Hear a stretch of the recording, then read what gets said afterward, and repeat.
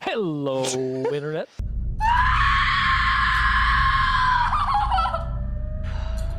You scared me. Whoa! It's appropriate because this is Happy October, Happy Halloween. Dear God. Dear God in heaven. It's so beautiful. It's so beautiful. No words. No words. They should have sent a poet. He's got his costume on. He told me I'm dressed like a lumberjack. So. No, I said he looks like he's going to Nantucket. So did those gay Persian kids know that you stole their wardrobe? Wait, let me check. Is your belt braided in white? Sorry. I'm going to be interviewing for a new son. What's the matter, kid? Don't you like clowns? Send your recommendations too. So P.O. Box. Instead of doing, like, why don't we do the top 7 things you like most about your dad? It's crazy talk. Maybe a short episode. Well, who are we and why are we here? Where are we going in life? What is the meaning of all of this? Boy, Sometimes I forget that. It's an existential crisis. It is. And then I edit the episode and I go, I know who I am. I'm Diet Dr. Paul. And I am Big Paul, and this is the Desert Island Institute of Film.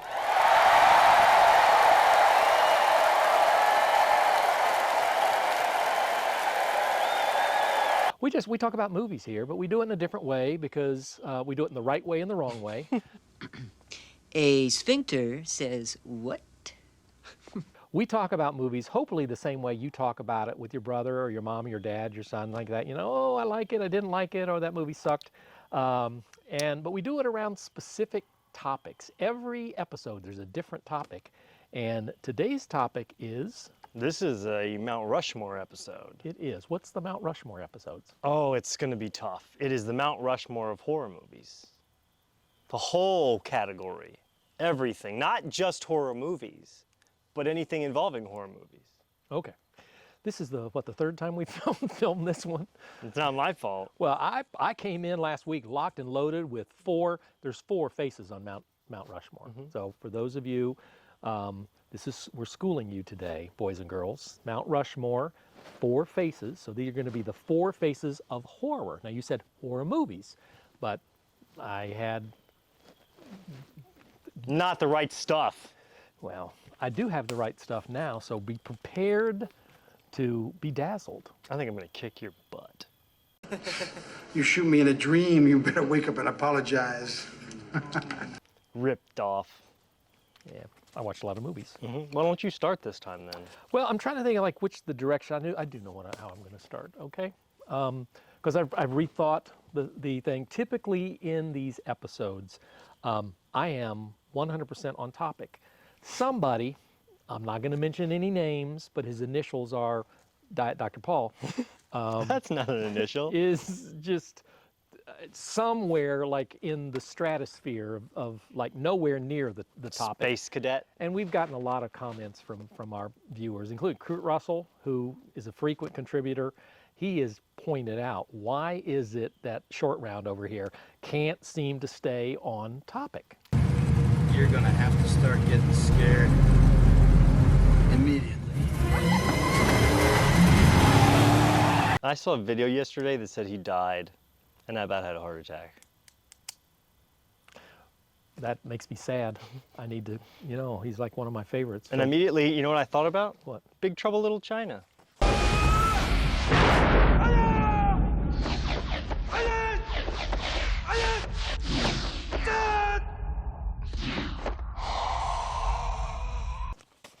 Why would you think about I don't know.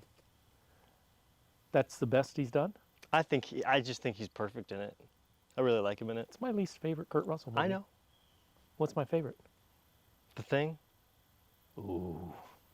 so hard to come up. We should do the Mount Rushmore of Kurt Russell movies. I mean, I'm here for that. I'm here for that. Oh, I love The Thing. I love Hateful Eight. I love that too. I like Escape from New York. That's good too. I like It Happened at the World's Fair. Elvis Presley? Yeah, no. Okay. Just because of the show, though. Yeah, all right. Well, my Mount Rushmore, I am going to start with my first one. And the first face on the Mount Rushmore, and I'm not sure what we're going to actually depict because a face implies a person. But there isn't a person associated with it. There is a complete Hall of Fame associated with this, and it is Universal Horror Films. Okay. Right. So the classics. Well, it is. I think it was, in some ways, it's like the birth of horror, although it was Thomas Edison who actually did the first horror movie. I don't know if you knew that or not. You know Thomas Edison? Yes. Hello?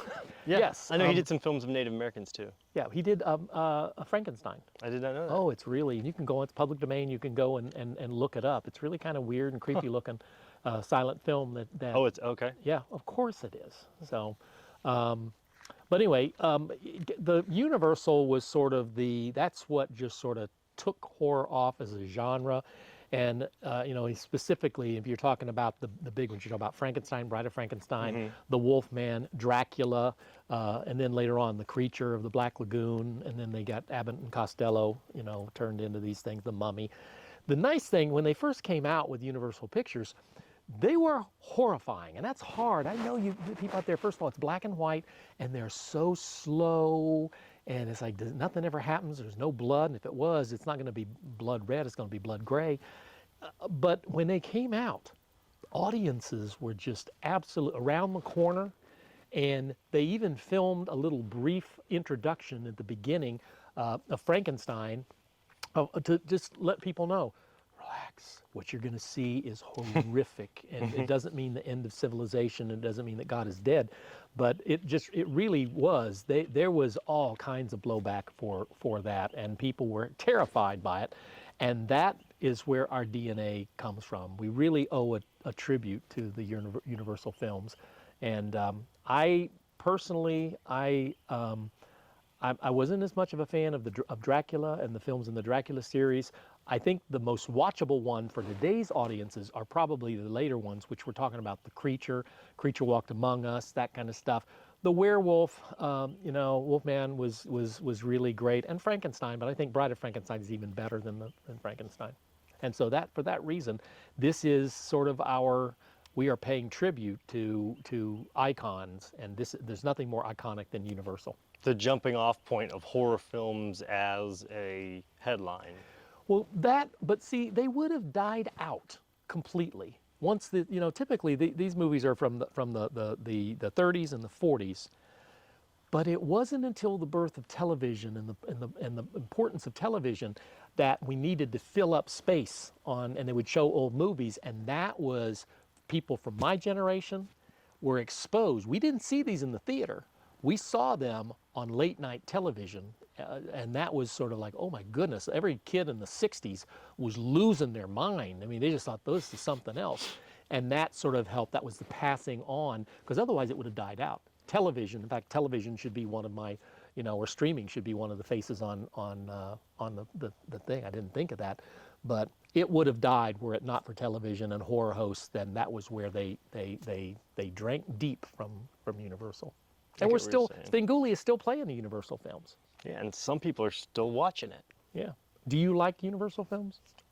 Some of them I do, some of them I don't care for all that much. I think it's just a style thing or an era.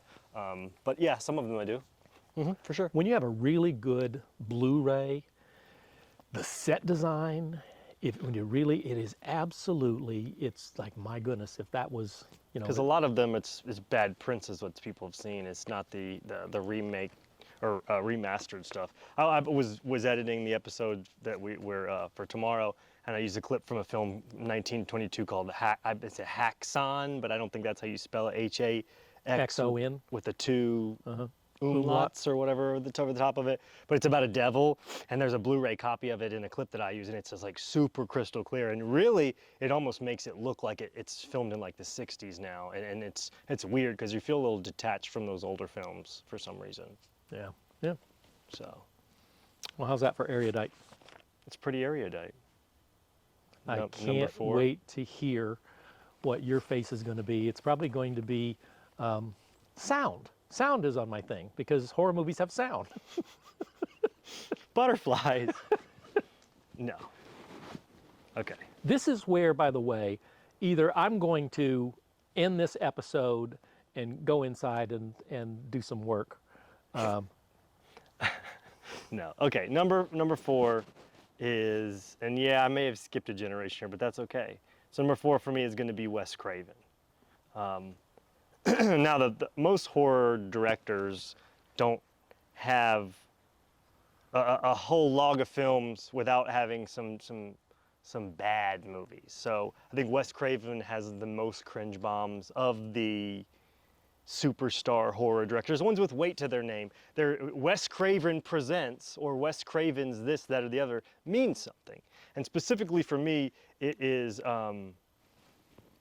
Nightmare on Elm Street, People Under the Stairs, Hills Have Eyes. Those are huge films for me from being a kid, especially People Under the Stairs. But then Scream movies.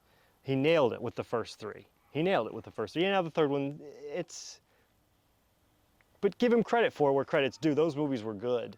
Even if you compare the third movie to other, sequels of now, I mean, they're not even comparable, because sequels now are just even worse than they used to be somehow.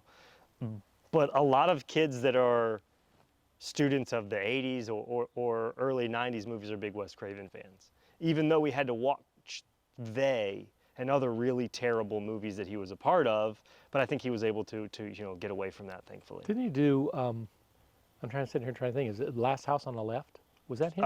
Possibly. I write every movie he wrote down on here, but yeah. I kind of think that was, and it was, I just remember, we filmed an episode. The original version of Last House on the Left. Yes. That's a tough movie to watch. It is. It's a very, very difficult movie to watch because it's so gritty. Mm-hmm. And I actually stumbled onto that on accident and watched it. It reminds me of like I Spit on Your Grave or something really, really crazy. Mm-hmm. But yeah, he's had some myths and he's had some misses. But I think a lot of that had to do with maybe special effects and special effect driven films where these shouldn't be when they should be atmospheric films. So Wes Craven. Well, that's interesting. Now, so you have a person. It's a person. So I'm going to put a P down here. Because you like pee? Oh, as in pretty in pink? Mm-hmm. Uh-huh. Okay. All right. I'm just keeping track. How many of yours are movies or people or whatever? Okay. Ready for my second face? I'm ready for your second old movie reference. I am keeping with the chronological, longitudinal. What? You laughing at me? Mm-hmm. Okay. My second face is Hammer Films. If Universal was... Next one's Alfred Hitchcock. If there was 30s and 40s, then obviously Hammer Films owned the 50s and the 60s. The same thing that if we were exposed to Universal by late night television, horror hosts, chiller theater, that kind of stuff, for those of you that are my age, those were something else.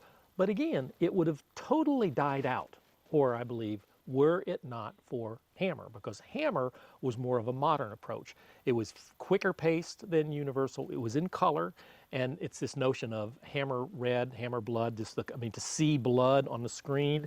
A lot of these were rated X when they first in England where they were made, and were chilling and terrifying. And so you're talking about Rise of Dracula and Horror of Dracula, and then all the Frankenstein and Reptile and Rasputin the Mad Monk. Vincent Price and all those guys. I don't know that Vincent Price was in any. Maybe he was in. No? I don't know that was like Witchfinder or any of those kind of things. I don't think that was. Man, I'm stupid. Well, don't be so hard on yourself. That's my job. No, if you talk about you've got Christopher Lee and you've got Peter Cushing, and that combination, that lifelong friendship, They are just something else, and I loved, and to see, which is an opportunity you don't get very often, to see Hammer film on the big screen. They are absolutely, they're watchable, they still hold up, and I believe that this is why, if we didn't have, we wouldn't have Hammer if it wasn't for Universal, and we wouldn't have what we have today. We wouldn't have a Wes Craven were it not for Hammer films. I believe in recognizing the past icons and then giving tribute to them. Tribute where tribute's due. Okay. I totally agree about giving tribute to past icons, but You don't. they seem very similar to me. Hammer doesn't. Does it float your boat? I mean, I like them. I don't have a problem with Do them. you have a favorite? I'm not sure if which is, but I like The Curse of the Werewolf. Oh. With the Spanish guy from the. I like that one a lot. I'd never seen The Reptile, but watching the thing made me want to go back and watch it. I thought we watched it together. Maybe we saw some of it. I just don't remember much about it. It was a then. double feature with Rasputin the Mad Monk. Well, maybe then I did, because I know I've seen that. Yeah. I know I've seen that. I like that one a lot. Yeah. It was a perfect storm movie. It was, and then I obviously, Horror of Dracula, which was sort of one of the first attempts to actually do Bram Stoker, the novel kind of stuff without Keanu Reeves in it. Oh no! It's the worst. Yeah, but no, and truth be told, of all of the faces on this, my Mount Rushmore, Hammer's at the top. Then why don't you put it at the top? Because I'm going in longitudinal chronological order. No sense. Okay. I have a box set, 21 discs of Hammer films that it was produced in England, so you have to have a region-free player to be able to play it. If you ever borrowed it kind of thing, like, oh, it doesn't work. Never get it back. Yeah, but it was worth every penny. Yeah. I mean, I agree with giving credit and stuff, but I just don't have the affinity for those. I thought about them, but no. Well, okay. I just think if we took Wes Craven, if there was no Wes Craven, we'd still have horror. Maybe, maybe not. If you take Universal away, we won't. I mean, have if that's the horror. way you want to play it, that's fine. If that's how you Well, helps don't you get sleep at snippy night. with me. No, that's how you sleep at night. Easy pickings. All right. Number 3. John Carpenter. Oh, another person. Yes, another person. And I think this one is obviously, Halloween. I think if there's one movie that sort of like transcends horror films and sort of like the collective thought on horror films, I think most people would picture Halloween.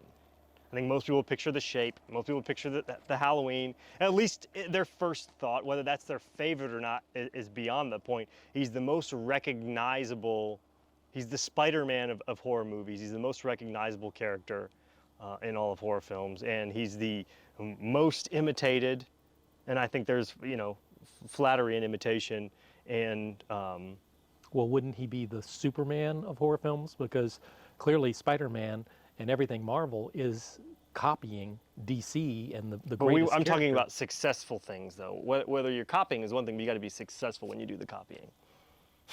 There is nothing more than successful than I tried to hold a Superman. straight face the whole thing. He just ruined it. Start over. No. No. Okay. But I think that's a huge reason why I couldn't leave him off the list. I hear argument for Wes Craven all day. I get that. That's just me. I have an affinity for Scream, so I'm going to put him there.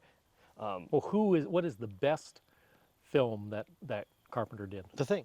Okay. And I think that's why he's obviously ahead of Wes Craven, because of the name. John Carpenter's The Thing. Mm-hmm. John Carpenter's anything that he has his name attached to, it sells tickets. It sells tickets. It doesn't matter. He's done bad movies, like I said. Not as bad as Wes Craven. Was John Carpenter's Ghosts of Mars or something with Jason Statham and Ice Cube. Jason Statham was in that? I don't remember that. And Patty, or what's her face? Has a great score. I don't remember. What's the chick in it from Jackie Brown? By chick, are you referring to a female actress? Yeah, the butt-kicking chick. Quit being a simp and just tell me your name. I don't know. You don't. Well, you there's a don't- lot of female actresses and From Jackie Brown. Pam Grier. Yes, there you go. Pam Grier's in it too. Okay. See how that easy that was? But that was also The Fog too, so he's also, again, Jamie Lee Curtis, he's responsible for her, and she's kind of considered the top of, or arguably the most recognizable female in all the horror films too. So, I mean, both of those, I do like if his name's on it. you're gonna Yeah. go watch it at least. Yeah. You're gonna give it a try. Didn't he redo Children of the Damned with Yes. Christopher Reeve? Yep. That was actually not a bad. No, it wasn't a bad movie at all. He had quite a long list of movies that I think people oversee. And then the one Precinct. Assault on Precinct 13. yeah. Yep. Good He did stuff. a bunch of movies that were sort of like action crossovers as well, which I like that. I think it gives. I think it just shows that he's more than just a one-trick pony. Yeah, I like him far more than I like Wes Craven, and I like Wes Craven. But if John Carpenter's on there, I am there. Now, are both of them still alive? Isn't it Wes Craven gone? I'm not 100% sure. I want to say I thought they both were at least not making movies anymore. Yeah. But Kurt Russell's still alive. Yes, he is. Thank you, Kurt Russell. Thank you. All right, Goldie. She's like, who are you? Wee doggy. All right, you ready for my third head? Yeah. On the- Which black and white movies are we going to talk about now? No, the third face. Alfred Hitchcock. No, zombie films. Zombie. In the same She way just that said George Romero. we had Universal to Hammer to zombies, and you know, it really kind of started in the 60s. I mean, they go back to the 30s, but even Hammer Films did a Plague of the Zombies. But the granddaddy of all of those is George Romero's Night of the Living Dead, and talk about having legs. We're still making zombie films and zombie TV shows. It's just become almost synonymous with horror films. Well, his name, I think, is why I maybe would have picked George Romero. I kicked around his name on my list quite a few, and he was probably, other than maybe one or two others, the closest to taking out Wes Craven. But yeah, I agree. Well, my first attempt at the Mount Rushmore were 4 movies, and you kind of put a kibosh on that. So Because that's not what it was. Well, you didn't say it was people either. It could be anything. Right, it is, and that's what I'm saying. So now you're telling me it shouldn't be zombies, it should be No, I'm George just saying that's Romero. why I would have picked George Romero personally, because his name is also that's like John Carpenter's, right? George Romero presents George Romero's Night of the Living Dead, George Romero's Dawn of the Dead, George Romero's Day of the Dead, George Romero's Land of the Dead. George That's a Romero presents Diary of Very the Dead. interesting point. Maybe you should wear a hat on it. Yeah. On the other hand, a glove.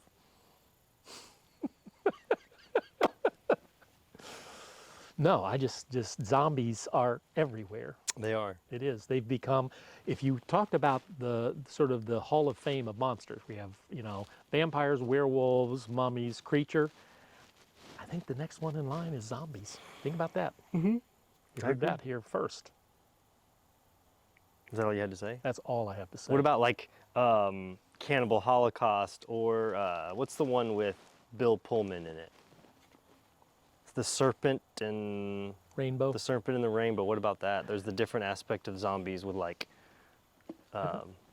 I think I saw that once and I couldn't even tell you. I mean, obviously that tells you something. But it's like trans people, not like necessarily like brain dead humans, right? So just a Politicians. different. It's a different kind of zombie, I guess. Come from the reviews, stay for the comedy. Leave On for the crappy cutting takes. edge of pop culture and the news. You don't, in fact, don't even watch the news. You don't need CNN. You need right here. We'll tell you what's going on in the world. Yeah. I keep hearing You something keep behind looking me. behind I'm you. scared.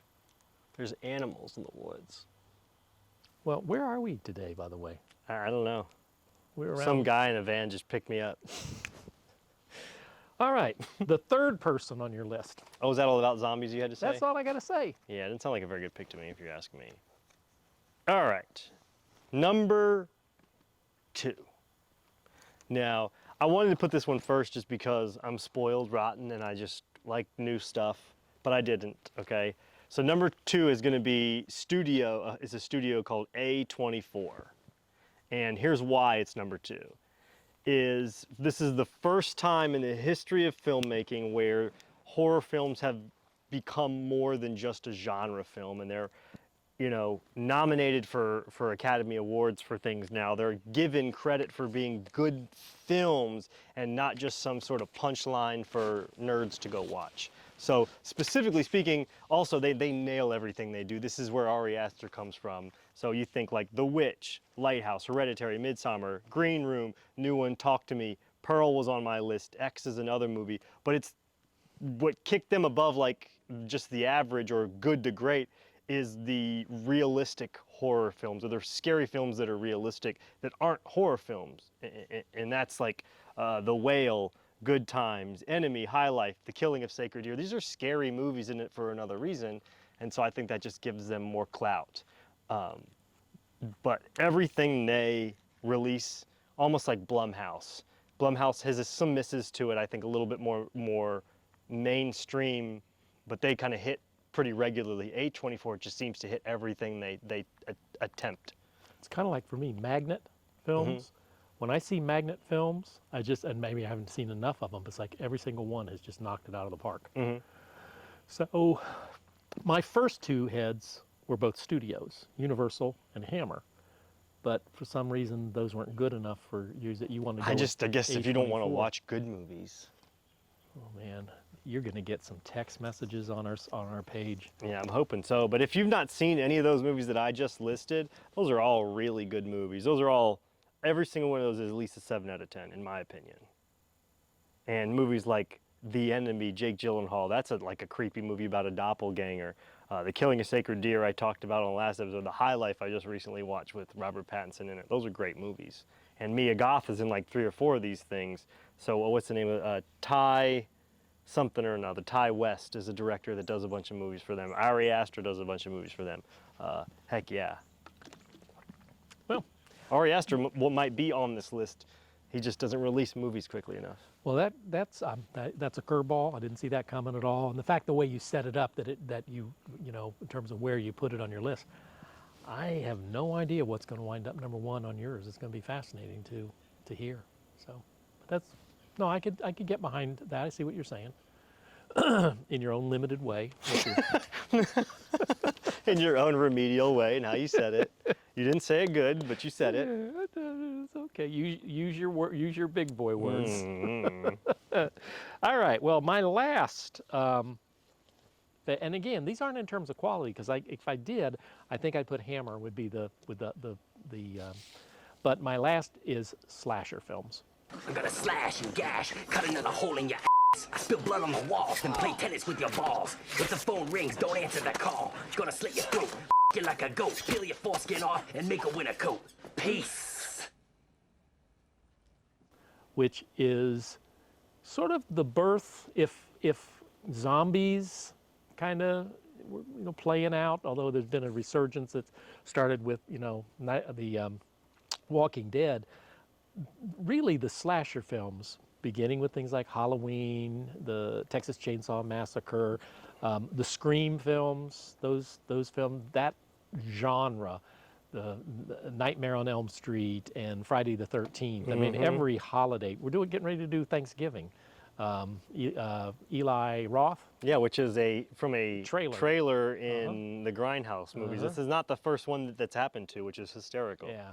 But it's really kind of, that is sort of, that's where horror is at right now. And so we get the whole thing, the Saw, kind of, which is a version of slasher. Things have turned much more demonic in the last, 5 years or so, because you've got nuns, and you've got even Heredity is sort of the witch things. But slasher was kind of that what brought younger people into it. It brought women. We've talked before that horror was traditionally sort of a thing for the guys going, oh, I don't want to see that, and Scream changed. It became that. like a party movie scenario. Yeah. Like friends can watch it. It's more fun than sitting in The Exorcist you got to watch by yourself. You know? And I think there's a difference beside that. I like that one. Yeah, so it's really kind of like that. Well, of course you do, because it's more, again, you keep saying that I'm an older person, and I wasn't alive during the Universal years, but I embraced that. I was alive during the Hammer, and that was my childhood, so of course that was my favorite, and then, you know, zombies and slasher. You always have an approach that makes me change my mind in the middle, so I would have already done my list differently. If I'd go back in time, I think I would have put the Exorcist movie at number 4. Just because that was such a big thing. Well, a and big even for big you, it was moment. because you weren't born when it first came out, but it was It's like a tall realistic tale, enough. yeah. It's like you hear stories about the Exorcist movie. Ooh. Yeah. Yeah. Which they're still. I went and saw that, and I got a video coming out eventually if I can get around to it. There's a good movie to be had in there, and keep your eye out. I'm going to edit both of those, The Exorcist and the new movie together, and make the best movie ever. And when he is sentenced to prison for Copyright infringement, send him some ramen, because I guess ramen is now the currency of prison. It's no longer cigarettes. It's ramen, yeah. Yeah. So okay. All right. I can't wait. I win, by the way. You're welcome. You're welcome, America, for telling you who we should thank for horror films. All right.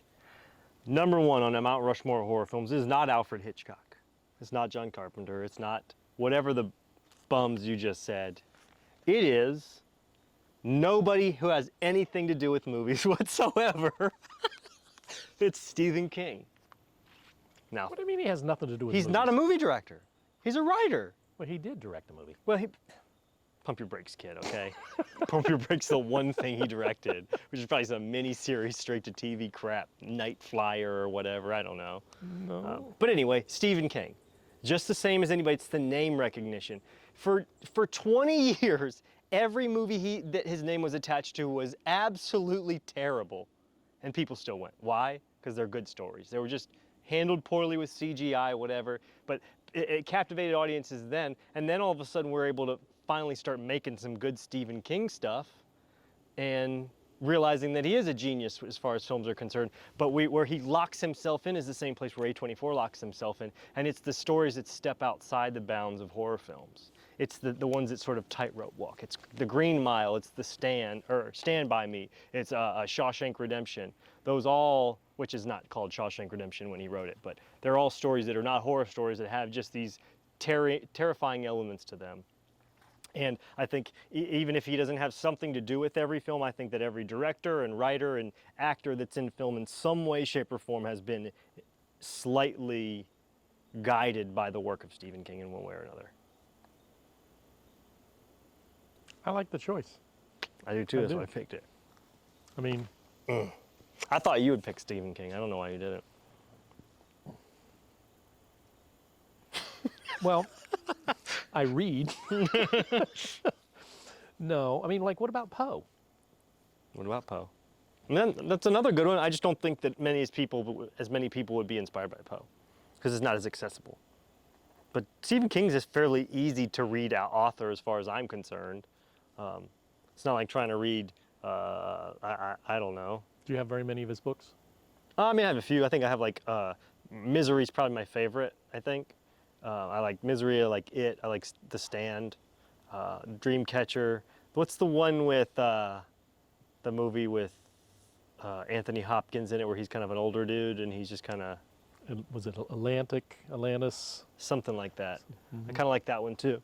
And then Bag of Bones. Did you see Gerald's Game? I've heard of it. It's a movie or they done like on Netflix now. I watched it, read it in the car kind of thing. I bet it's a better book than it is a movie. It is. It's really kind of, I mean, the setup is just great. The woman that's handcuffed to the bed during some hokey pokey with her husband, and her husband has a heart attack and dies. It's a great premise. He's so good at locking in these interesting premises. Yeah. So she's attached to the bed, cannot escape, and there is a ravenous dog that is trying to get inside the house to eat her. I didn't know about that part. That's cool. And then she has to figure out how to escape from the handcuffs. And it's only through an exploration of her past and bad experiences she had when she was a young child. It's like Slumdog Millionaire. What? What? It's like Slumdog Millionaire. Think about it. He's there to Is play. that an A24? No, film? Slumdog Millionaire is a Danny Boyle movie. Yeah. So he's able to win $1 million because his life experiences have literally given him the answer to every question in the show. So she's been given the answer to her predicament based on her past. It's a repackaging of, well, it's probably been repackaged by Danny Boyle at this point. So Stephen King probably, yeah, there you go. You see, even outside of horror, Stephen King locking it in. My real son, I hope you're out there watching. I'm assuming that there was a massive mix-up at the hospital. And he's at his real dad's house right now, turning off the internet. He's like, nope. Well, once again, you have ruined another episode of the Desert Island Institute of Film. I do what I as can. only you can do. I do what I can. No, I love you like a son. I do. And you always cut out anytime I get all weepy and. No, I don't. Oh, you do. No, I don't. Oh, because you don't. No, I don't. Oh, you do. I've done it before, but I don't do it all the time. No, I'm proud of you. This is the high point of my week is recording this every week with you. You know, someday you're not going to be around, and I will be, and I will get these out and say, I remember that. Oh, look, he tried so hard here. I need a new father. Yes. Well, once again, thanks for stopping by. If you have an idea for the Mount Rushmore or top 7 movies in whatever category, we'd love to hear it. We'd love your comments as well. And we've been getting more and more comments recently.